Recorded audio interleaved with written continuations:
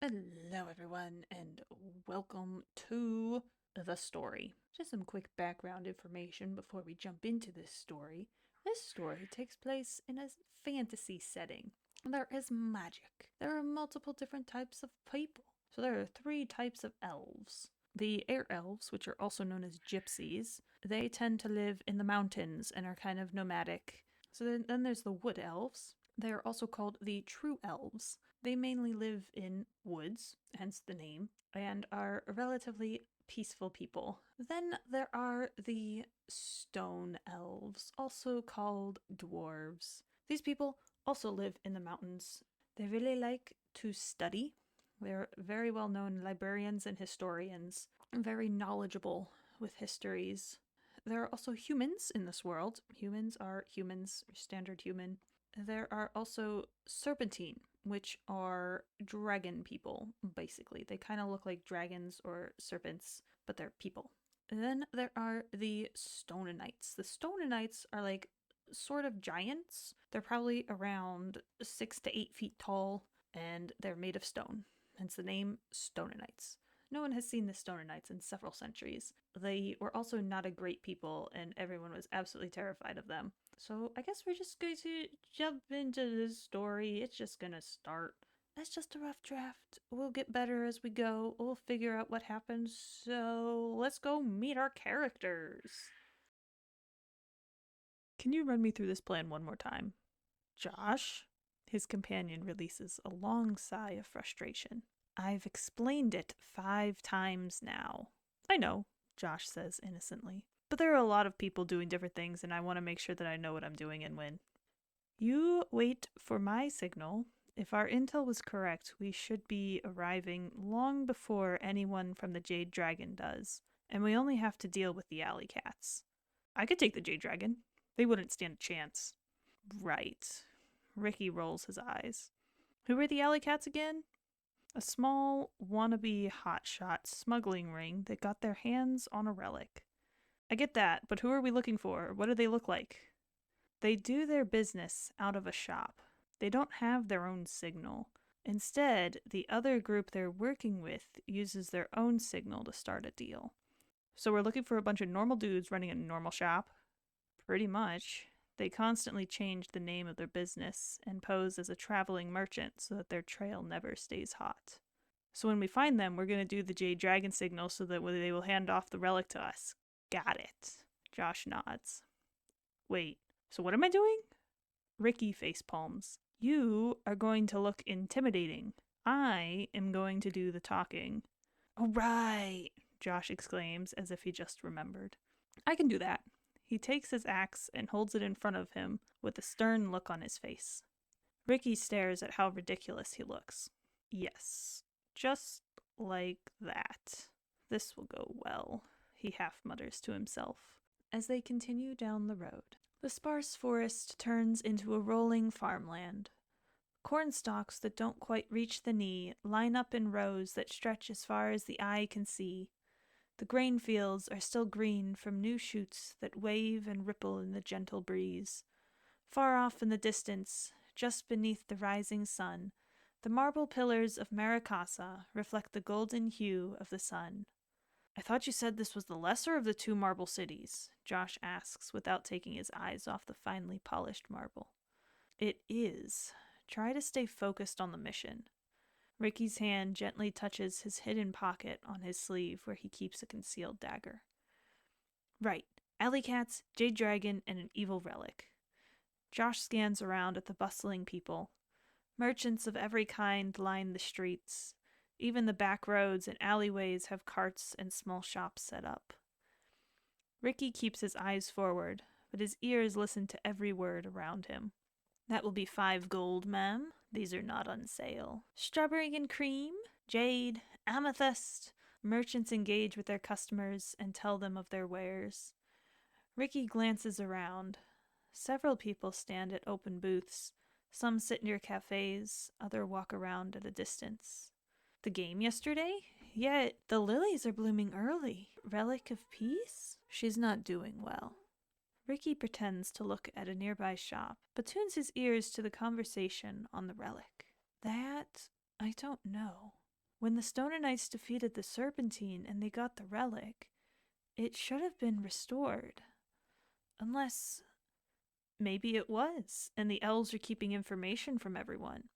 They are very secretive, and a lot of history on them is missing or incomplete. Ricky glances around, but can't quite pinpoint who is speaking. If the Stoninites and Serpentine followed the same pattern, it should have been restored. You mentioned the elves took back the relic after the Stoninites? That part is also messy. Some sources say Ricky grows bored of the history lesson and instead glances at the jewelers who have a few jade items displayed. Josh nudges Ricky. Those pies smell so good. That's not what we're here for, remember? Ricky says in a hushed voice. One of the jewelers catches Ricky's gaze and smiles. Thinking about a certain someone, young man? Ricky glances over his shoulder before walking closer to the booth. You're going to blow my cover if you talk any louder. Josh walks over next to him. Wait, is this about that one chick? I thought we were... Ricky quickly covers Josh's mouth before he could say anything else. You would have ruined the surprise if I told you before we left. Ricky gives Josh a look to try and hint him into his act. Josh just looks confused, but decides to play along because Ricky is the brains between the two of them. Do you have something in mind for her? Ricky looks at the various wares. Her favorite color is green, so maybe something emerald or jade? Your lady friend has good taste. The merchant moves a few displays around to show a number of jade and emerald necklaces, earrings, bracelets, and figurines. Wow, these are all beautiful. Ricky's eyes widen at the expensive pieces in front of him. What's the range in prices? They're anywhere from 80 to 500 gold pieces. I take it these are genuine then. Do you have something a bit less expensive? I'm sure we could find something you can afford and still impress your lady. The merchant puts away the jade and emerald and takes out jewelry with colored glass beads. These are between 20 and 50 gold pieces. Ricky looks through them, although his mind is other places. He only has one jade dragon coin, and if he does it wrong, that would be their only chance of getting the relic. How about this one? Josh points to a vibrant green necklace. Ah, that's a fine necklace, made from the white sands of the northern sea and colored with the finest metal dust sourced from Ganwus. The merchant lifts the necklace up so it catches the sunlight and sparkles. Wow, she would love it. Ricky pretends to be in trance. This one is 35 gold pieces. I am going to take a look around and see what else she would like before settling on something. Thank you for showing us, Ricky says as he steps back from the booth. Haha, fair enough. Although I can't guarantee it will still be here when you return.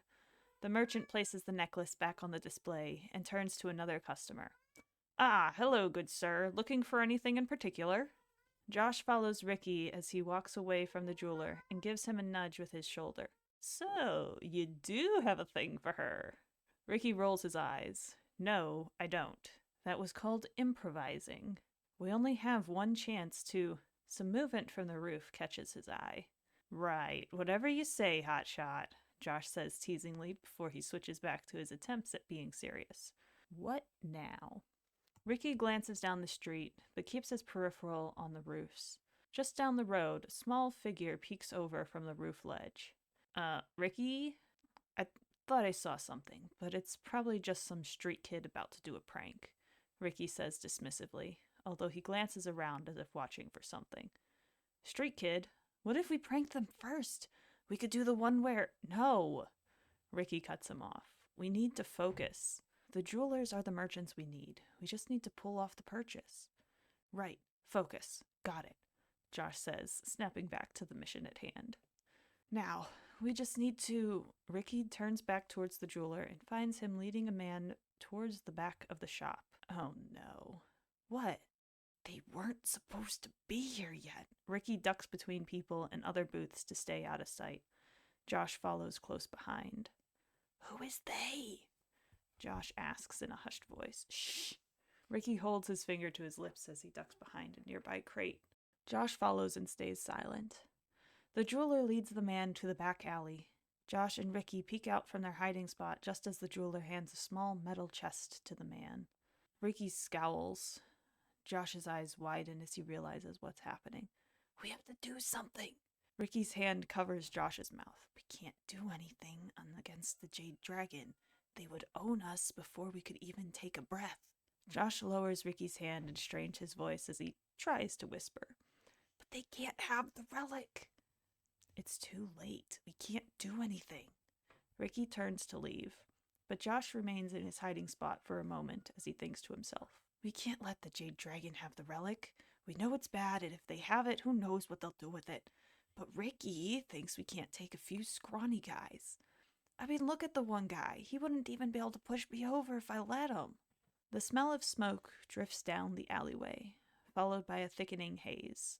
Josh looks up over the stand to see smoke rising up from the other side in the distance. He looks over to Ricky. Ricky is suddenly shoved to the ground from a man from behind. A second man lands on Josh, who swings back with his bare fists before grabbing his axe in one clean motion, swinging and slashing with matching aggression.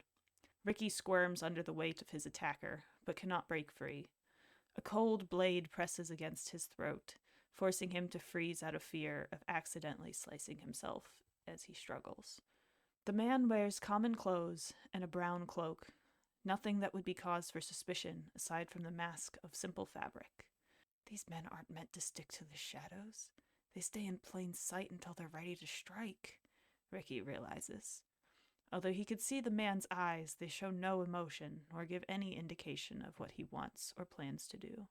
Beside him, he can hear Josh's heavy footsteps, the occasional clash of an axe hitting something, and muffled voices. Ricky's attacker keeps him pinned for a moment longer before grabbing his shoulder and pulling him up into a headlock.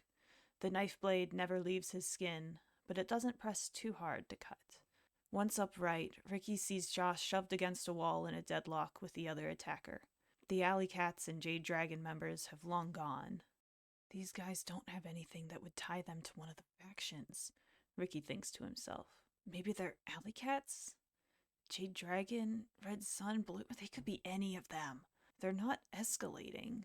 If they wanted us dead, they would have done so by now. Ricky is suddenly turned to the side and shoved back onto the ground.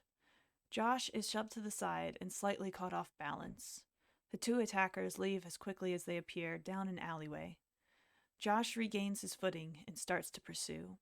Ricky pulls himself to his feet just as Josh runs past. Josh, wait! Ricky calls after him. They're getting away, Josh says, although he does slow down. We're outnumbered and outmatched. They were only alley cats and they had us pinned. The Jade Dragon would do a lot worse to us. We could have taken them. They only had the upper hand because they got the jump on us. No, they... Ricky glances at the dark plume rising off in the distance, giving him an idea. Josh, we can't win if we fight them head on. Not now. We can still help people. He points to the rising smoke. They're setting fires and causing chaos over there. Josh looks over at the smoke, then back to where his attackers ran.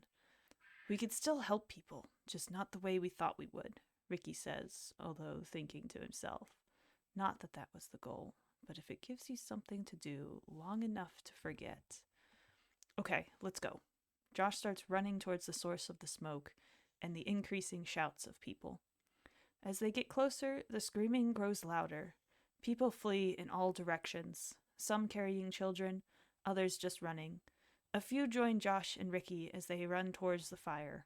A bell rings 3 times, followed by a pause, then 3 more.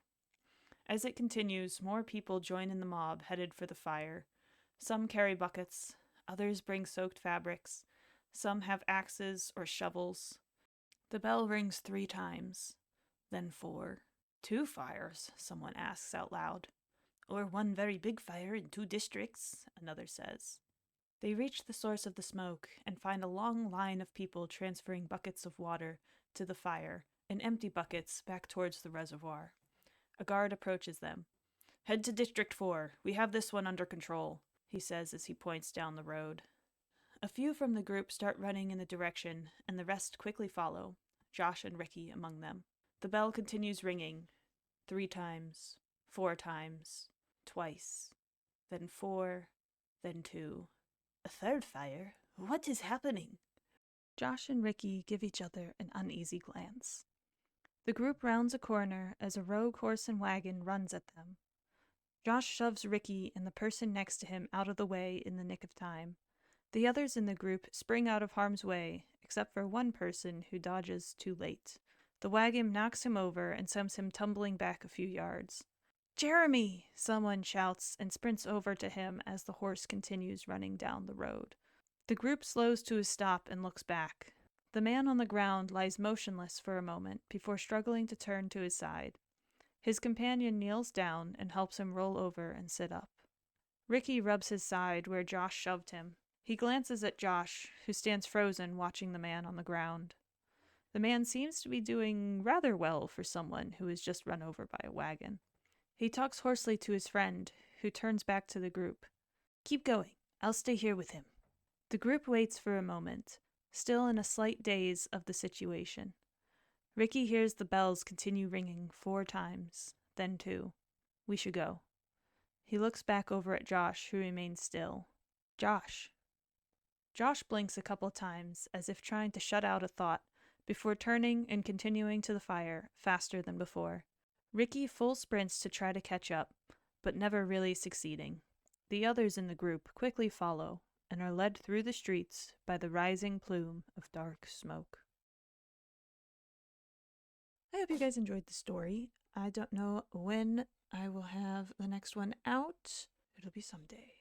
Have a wonderful day, everyone. I will catch you guys next time, and keep on crafting. Goodbye.